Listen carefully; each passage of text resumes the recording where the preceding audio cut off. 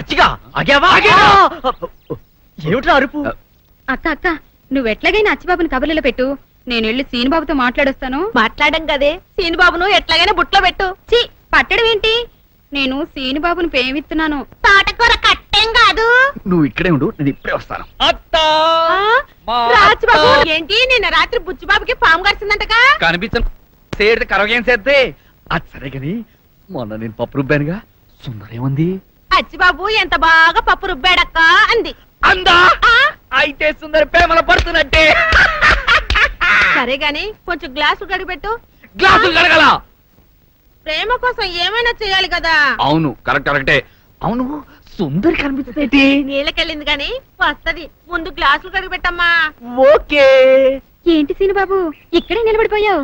ఎండకి నీ ఎర్రటి బుగ్గలు కమిలిపోతే నే చూడలేని బాబు, లోపలికి వచ్చిందా కానీ? పర్వాలేదండి.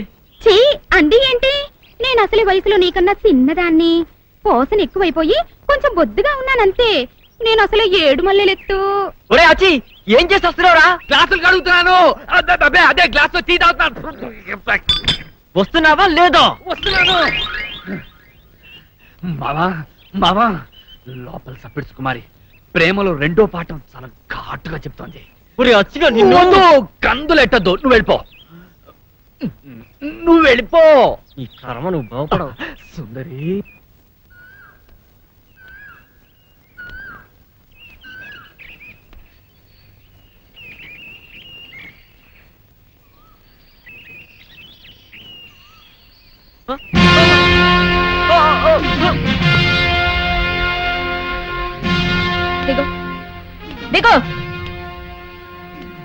దిగో బాయ్.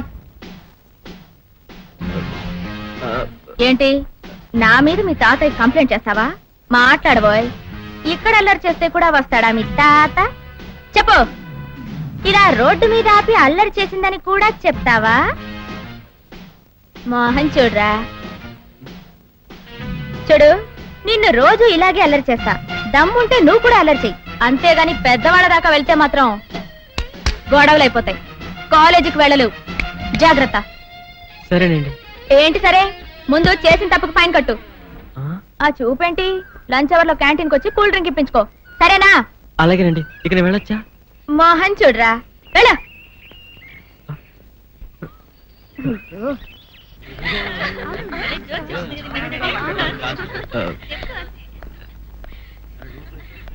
ఏమండి? ఏమిటి ఇన్నాళ్ళు మనం వెంటపడ్డా పట్టించుకునేవాడు ఈ వేళ మనం వెనకాల పడుతున్నాడు? మోహన్ చూడరా, మీకోసమేం కాదులే, వీర బ్యూటీని నేనున్నాను కదా, నా కోసం. అవును కదా? ఏంటి క్యాంటీన్కి వెళ్దామా? వాట్?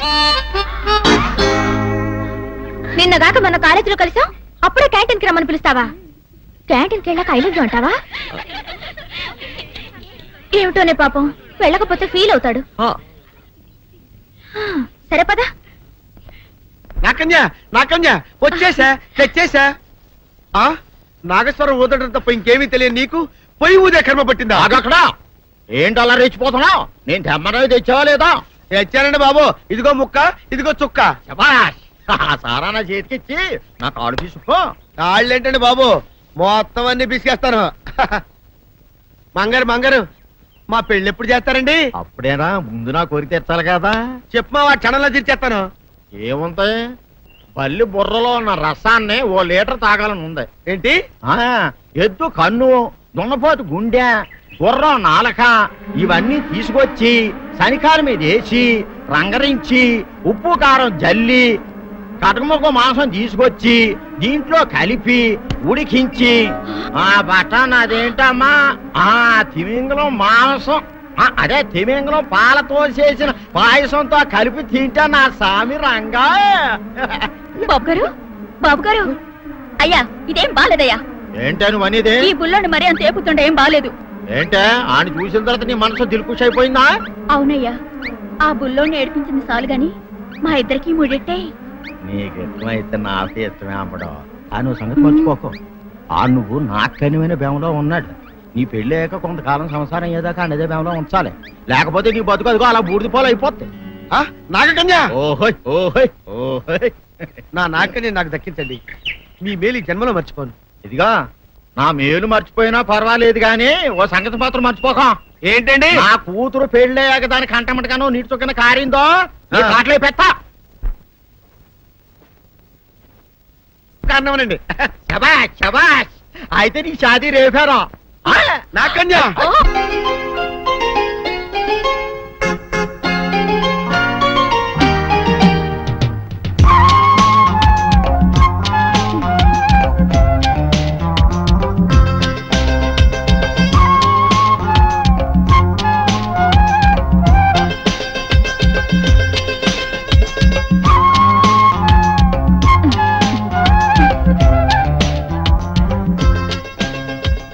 అమ్ముడు భోజనానికి రా.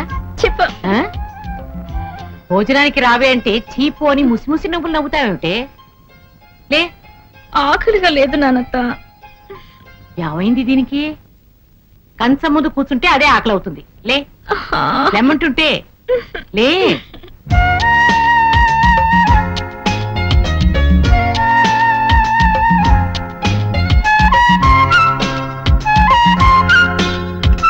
ఏమిటి అలా కెలుపుతున్నావు? తిను.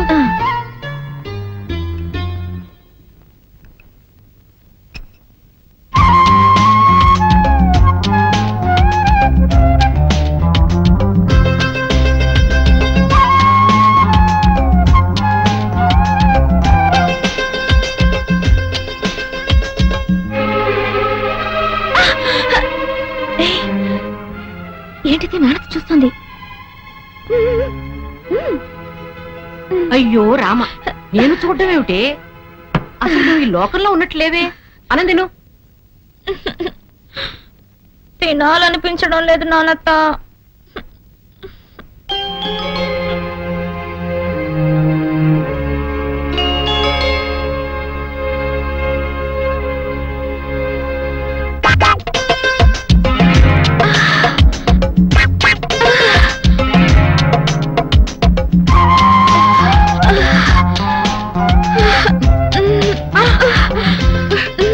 ఏయ్, ఏమిటి ఇది? వదలవే నన్ను, వదలు. ఏమిటిది? ఇవాళ ఏమైంది నీకు? అదే అర్థం కావడం లేదు నానత్త. ఆకలి కావడం లేదు, దాహం వేయడం లేదు, నిద్ర రావడం లేదు. డాన్స్ చేయాలనిపిస్తోంది నానత్త. అమ్మడు, ప్రేమలో పడ్డావా? ఎందులో పడ్డానో తెలియదు కానీ అందులోంచి బయటికి రావడం ఇష్టం లేకుండా ఉంది. సందేహం లేదు, పడిపోయావు. నాకే తెలీదు, నీకెలా తెలుసు? ఈ పైత్యాలన్నీ ప్రేమ రోగం లక్షణాలే. మోహన్ చూడరా, ప్రేమించడం సిగ్గుపడవలసిన విషయం కాదమ్మా. ఎవరా అదృష్టవంతుడు? నువ్వు ప్రేమించిన కుర్రవాడు మంచివాడైతే మీ నాన్న అవునన్నా కాదన్నా ఆ అబ్బాయితోనే నీ పెళ్లి జరిపిస్తాను. ఎవరతను? ఎదురింటి సీను.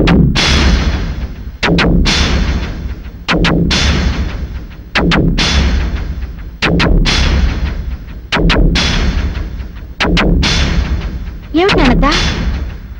ఏమిటి అలా అయిపోయావు? అమ్మడు, జీవితం అనేది పూల తోట లాంటిది. అందులో పూల మొక్కల్ని పెంచాలి గాని పిచ్చి మొక్కల్ని పెంచకూడదు.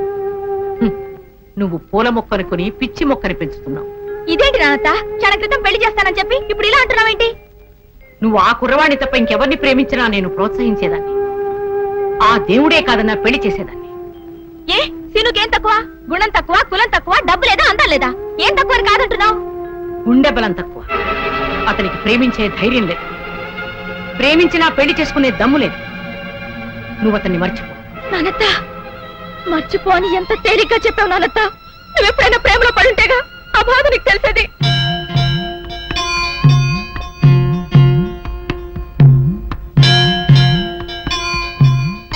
నానత్త. అమ్ముడు, ప్రేమ గురించి నాకు తెలియదని ఇంకెప్పుడు అనద్దమ్మా. నువ్వు ప్రేమలో పడ్డట్టే నీ వయసులో నేను కూడా ప్రేమలో పడ్డాను. రియలీ? ఎవరు నానత్త? చెప్పు నానత్త, ప్లీజ్. ఎవరు నానత్త? ఎవరది? నువ్వు ప్రేమిస్తున్నా సీను తాతయ్యని. అంటే వీరైదోర్నా? అవును, మేమిద్దరం పెళ్లి చేసుకోవాలని ఎన్నో కలలు కన్నాం. కానీ అతని వైపు పెద్దవాళ్ళు మా పెళ్లికి అంగీకరించలేదు.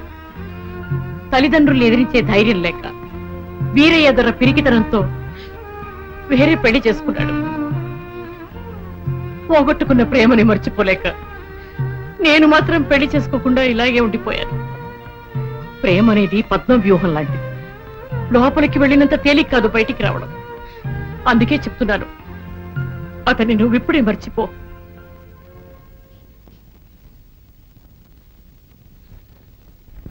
అందరూ వీరైదోర్లు కాదు కదా నానత్త. సీనుని మర్చిపోవడం కాదు, అతనికి ప్రేమతో పాటు ధైర్యం కూడా నేర్పి మా ప్రేమలో విజయం సాధిస్తాను.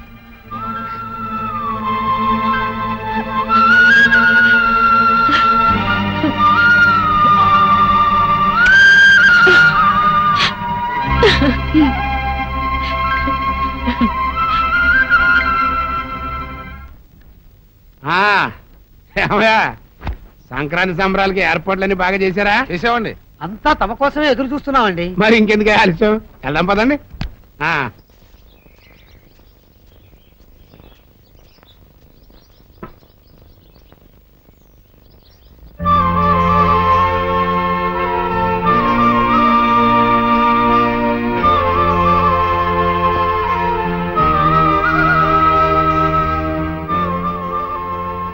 వీరుడు,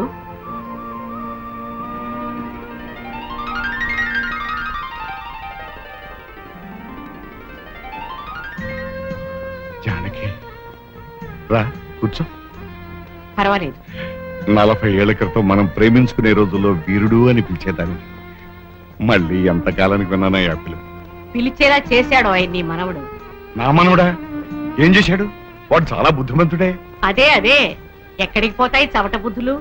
అన్ని తాత పోలికలే, బుద్ధావతారం. ఉహుం. ఏమిటోయ్ ఉంగబూతి పెట్టావు అందగాడా? నీ మనవడిని అన్నాను లేవోయ్. నన్ను కాదా? అయితే పర్వాలేదు. ఇంతకీ ఏం చేశాడు నా మనవడు? పుంసా మోహన రూపాయ అన్నట్లు అంత అందంగా ఎవడ పుట్టమన్నాడో నీ మనవణ్ణి. నా మనవరాలు నీ మనవణ్ణి చూసి మనసు పారేసుకుంది. అంటే ప్రేమిస్తుందా? మనసు పారేసుకోవడం అంటే అదే కదా ఈ బుద్ధు. నీ మనవరాలు నా మనవని ప్రేమిస్తుంది అంటే పిచ్చి సంతోషంగా ఉందా? సంతోషపడితే ఏం లాభం? వాళ్ళిద్దరికి పెళ్లి చేయాలి కదా. వీరుడు, మనిద్దరి ప్రేమ ఎలాగూ ఫలించలేదు, పిందెలోనే రాలిపోయి. మన పిల్లలైనా ప్రేమించి పెళ్లి చేసుకుంటే మనం ఆను మగలం కాలేకపోయినందుకు కనీసం అయిన వాళ్ళమైనా అవుతాం. అలాగేనా? తప్పకుండా వాళ్ళకి పిలిచాను. ఎలా చేస్తావోయ్? నీ మనవడు కూడా నా మనవరాల్ని ప్రేమించాలి కదా. దాన్నే ఉందో. ఒరే మనవడు, నువ్వు జానకి గారి మనవరాలను ప్రేమించబోయ్ అంటాను, ప్రేమించేస్తాడు. బుద్ధు, ప్రేమ పుష్పం లాంటిదోయ్, దానంతటది వికసించాలే గాని నువ్వు నేను చెప్తే పుట్టదు. మరైతే ఎలా? ప్రేమ పుట్టేలా చేయాలి. వీరుడు, ఒక్కసారి మనం ప్రేమించుకున్న రోజుల్ని గుర్తు తెచ్చు. అసలు మనం ఎలా ప్రేమలో పడ్డామో నీకు గుర్తుందా? ఎందుకు లేదా? మైసూర్ ఎడ్ల బండి మీద నువ్వు, ఒంగోలు ఎడ్ల బండి మీద నేను సంతకు వెళ్తాను. నీ బండి ఇరుసు విరిగిపోయింది, దాంతో నా బండి ఎక్కావు. నీ చేతులు పట్టుకుని బండి ఎక్కించాను. కళ్ళు కళ్ళు కలిసి బండి కుదుపులకి ఒకళ్ళ మీద ఒకళ్ళ పడ్డాం. దాంతో బండి మించి కింద పడిపోయాం. ఆ పడ్డం ప్రేమలో పడ్డాం. పర్వాలేదే, మన ప్రేమని ఆ రోజుల్ని మర్చిపోయావేమో అనుకున్నాను. గుర్తుందన్నమాట. మరింకే అదే దారిలో వెళ్ళు. అలాగే వాళ్ళిద్దరిని ఎడ్ల బండి ఎక్కించి సంతకు పంపించేద్దాం.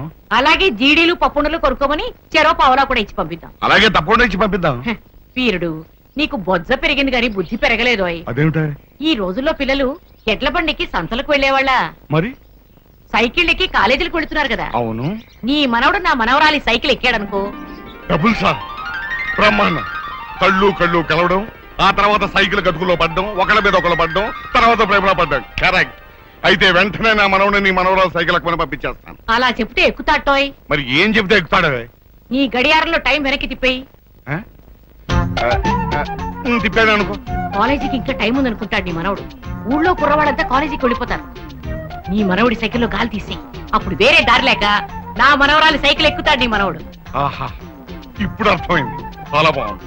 సైకిల్ కి గాలి కొట్టడం అంటే కష్టం, కానీ తీసేయడం ఎంత పట్. అలాగే గాలి తీసేస్తాను, వాళ్ళిద్దరిని ప్రేమను తోసేస్తాను. ఈ వీరయ్య ద్వారా తడాకా ఏమిటో చూపిస్తాను.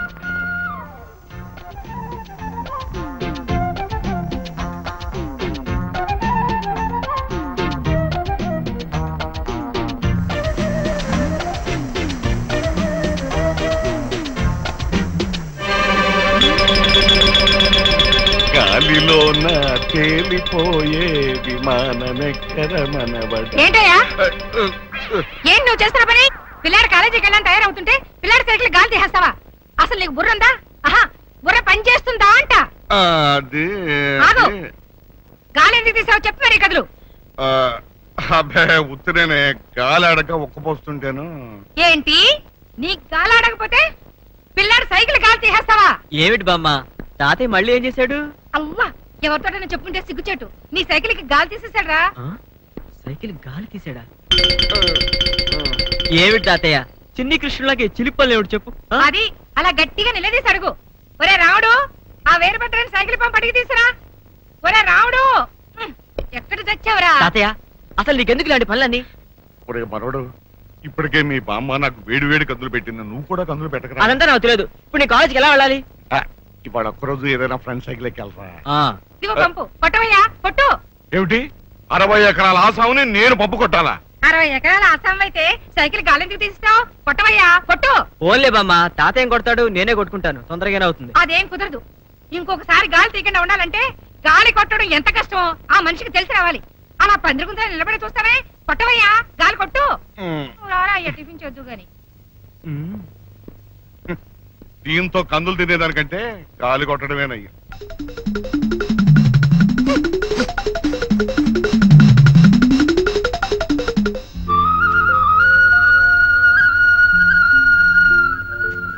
వీరుడు ఏం చేశావు? జానకి, మహా గొప్ప ప్లాన్ చెప్పేవాళ్ళే. నువ్వు చెప్పినట్టుగానే నేను నా మనవడు సైకిల్ కి గాలి తీసేశాను. అది మా ఆవిడ చూసి నా మనవడు ముందే నా గాలి తీసేసింది. పైగా అదే సైకిల్ కి నా చేత గాలి కొట్టించింది. అందుకే ఇంకో ప్లాన్ చెబుదామని వచ్చాను. సైకిల్ కి గాలి కొట్టడం కాక నీ ఇష్టం వచ్చిన ప్లాన్ చెప్పు. నీ మనవడి నోట్బుక్ చింపేయి. నోటు బుక్ చింపేయాలా? పాపం వాడు కష్టపడి రాసుకుంటాను. పైగా నోటు బుక్ చింపేస్తే పుస్తకం చిరిగిపోద్ది, కానీ ప్రేమ ఎలా పుడుతుంది? బుద్ధు, నోట్బుక్ కోసం నీ మనవడు నా మనవరాల దగ్గరికి వస్తాడు. అర్థమైంది. పుస్తకం ఇచ్చేటప్పుడు వేళ్ళు వేళ్ళు తగులుతాయి, ఆ వెంటనే కళ్ళు కళ్ళు కలుస్తాయి, ఆ తర్వాత మనసు మనసు కలుస్తాయి, అంతే కదా? పాలల్లో పంచదార కలిపినంత తేలిక కాదు అయి మనసు మనసు కలపడం. మీ వాడు నోట్స్ అడుగుతాడు కదా, అందులో ప్రేమలేఖ రాసి పెడతాను. ప్రేమలేఖ రాసి పెడతావా? అది చదివే నా మనవడు నీ వెంట పెడితే నీకు బొజ్జ పెరిగింది గాని బుద్ధి పెరగలేదు అయి. ప్రేమలేఖ నా మనవరాలు రాసినట్టు రాస్తాను. ఓహో,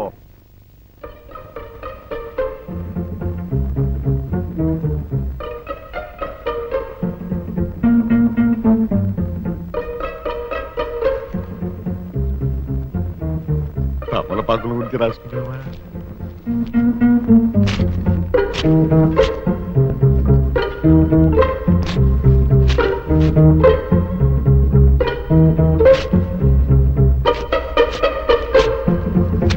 ఏమిటి తాతయ్య, ఏం చేస్తున్నావు? అబ్బే ఏమి లేదురా, నీ పుస్తకాల్లో ఎలుగు దూరుతాను, బయట తోలుతున్నాను. ఎలుక? మరి వెనకాల ఏం చేస్తున్నావు? అబ్బే ఏం తాగలేదురా. ఇవ్వు తాతయ్య, చూడండి. అబ్బే, ఏం తాగలేదురా. ఇమ్మంటుంటే. అబ్బే, లేదురా అంటే. తాతయ్య, ఏం లేదురా. అమ్మో, అమ్మో, నా నోట్బుక్, కష్టపడి రాసుకున్న నోట్బుక్. బామ్మ! బాబా, మీ నాన్నమ్మను మాత్రం పిలుపు, వచ్చిందంటే నాకు దారుణమైన కదులు పెడుతుంది. బాబా పిలుపు, నీ చేతులు బుద్ధి పట్టుకుంటున్నాను బాబా. ఏంట్రా ఏంట్రా నాన్న? అరే బాబా పిలుపురా. చడుచుకున్నావా? చూడు బామ్మ, పరీక్షలు దగ్గర పడుతుందని కష్టపడి రాసుకున్న నోట్స్ ఎలా చింపేశాడో చూడు. ఏందయ్యా ఇది? నీకేమైనా పిచ్చెక్కిందా? మొన్నేమో సైకిల్ గాలి తీసేసావు, ఈ వేళేమో నోటు బుక్ చింపేశావు. ఏమైంది నీకు? ఎందుకు చింపేశావు నోటు బుక్? అబ్బే ఏమీ లేదే, కాగిత పడవలు చేసి నీళ్ళల్లో వదులుతూ ఆడుకుందామని. ఏంటి ఈ వయసులో కాగితం పడవలతో ఆడుకుంటావా? అందుకని పిల్లోడు ఎంతో కష్టపడి నోట్స్ రాసుకుంటే చింపేస్తావా? అసలు నీకు బుద్ధి జ్ఞానం ఉందా? ఏళ్ళు రాగానే సరికదయ్యా. ఇలాగే వాడు వస్తువులని పాడు చేస్తుంటావా? రేపటి నుంచి వాడు ప్యాంటు షర్టు కూడా చింపేస్తావా? ఆ ఐడియా ఇంకా ఇవ్వలేదే. ఐడియా ఇవ్వడమేంటి? అబ్బే ఏమీ లేదు, ఏదో ఒకటి అనాలి కదా అని అనేసాను.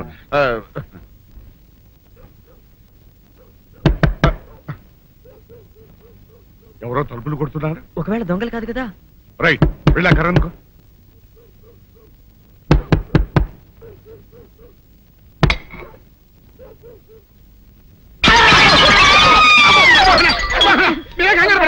వీడు మా అబ్బాయి బుల్ రాజు చనిపోయింది రాజుని.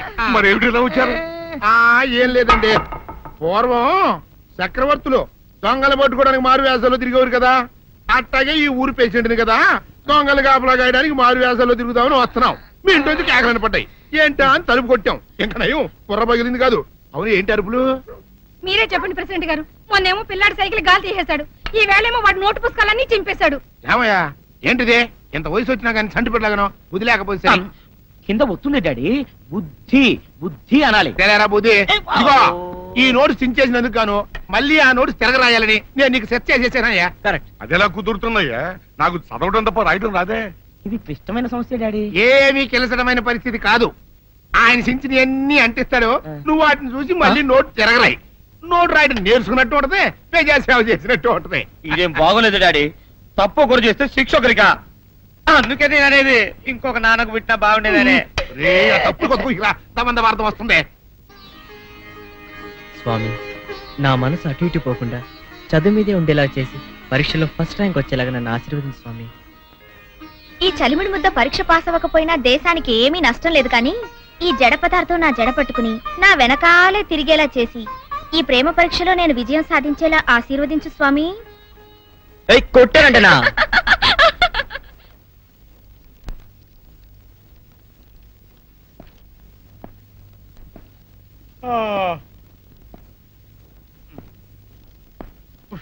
ఏంటి లేస్తున్నావు? ఇదిగోండి సార్. ఖాళీ పేపర్ ఇచ్చాడే.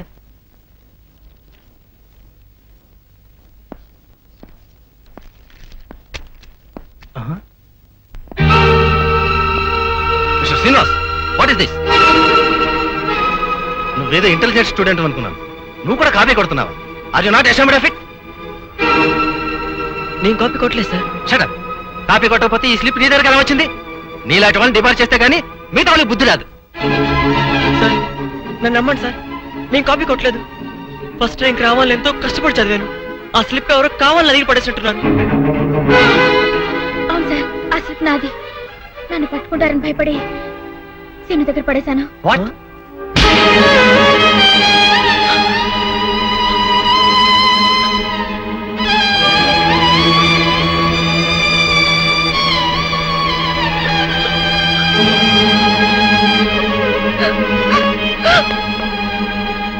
ఏమిట్రా నువ్వు చెప్పేది?